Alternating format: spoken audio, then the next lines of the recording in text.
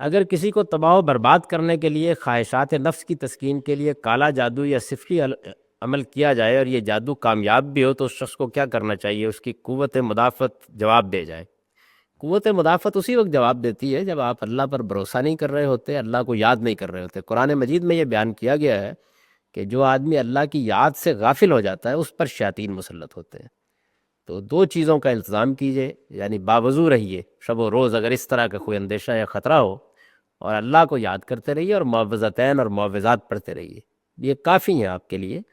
وقتی طور پر کوئی اس طرح کی مصیبت تکلیف آ جاتی ہے، وہ دنیا کے عام مادی اسباب میں بھی آ جاتی ہے، لیکن اللہ انشاءاللہ اس کو دور کرتی ہے۔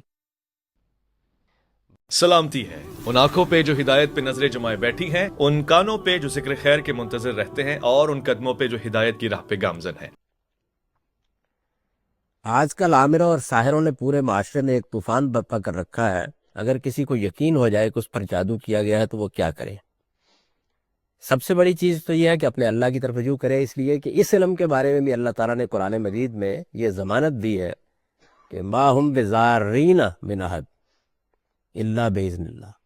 یعنی اللہ کے اذن اور اللہ کی اجازت کے بغیر یہ علم جو اللہ کا اتارا ہوا تھا، اس سے بھی کوئی کسی کو نقصان نہیں پہنچا سکتا۔ تو اس لیے آپ کو اعتماد رکھنا چاہیے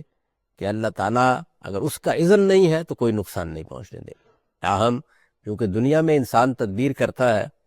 تو کوشش کیجئے کہ اس طرح کی اگر کوئی چیز ہو گئی ہے تو اللہ تعالیٰ سے آپ تعوذ کریں،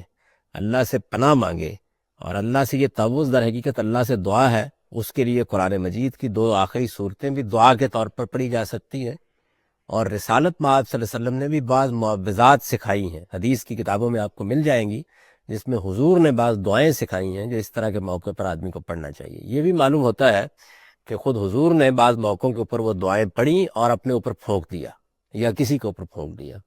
تو اس میں بھی کوئی حرج کی بات نہیں ہے۔ اسی طرح سے یہ بات جب آپ سے پوچھی گئی کہ اس طرح کے معاملے میں کیا کسی ایسے شخص کی طرف رجوع کیا جا سکتا ہے کیونکہ یہود میں اس کے ماہرین سے، تو آپ نے فرمایا کہ بس یہ اطمینان کر لو کہ کوئی مشرکانہ چیز نہ ہو، تو یہ بھی علاج معالجے کی ایک شکل ہے، تم اس کی طرف رجوع کر سکتے ہو۔ تو یہ دونوں ہی طریقے آپ اختیار کر سکتے ہیں۔ دوسرے طریقے میں اس وقت جو مسئلہ ہے وہ یہ ہے کہ زیادہ تر لوگ اس میں دکاندار ہیں، اور کچھ خبر نہیں کہ آپ کو کس مصیبت میں ڈال دیں، اور یہ فیصلہ کرنا بھی بہت مشکل ہو جاتا ہے کہ کیا چیز مشرکانہ ہے اور کیا غیر مشرکانہ ہے۔ اس لیے میں تو اسی بات کو پسند کرتا ہوں کہ دعا کیجئے، معوذات پڑھیے، اور اپنے آپ کو باوضو رکھیے، پاکیزہ رہے آدمی اور اللہ کی یاد سے اس کا دل آباد رہے، تو پھر اس طرح کی چیزیں اثر انداز نہیں ہوتی۔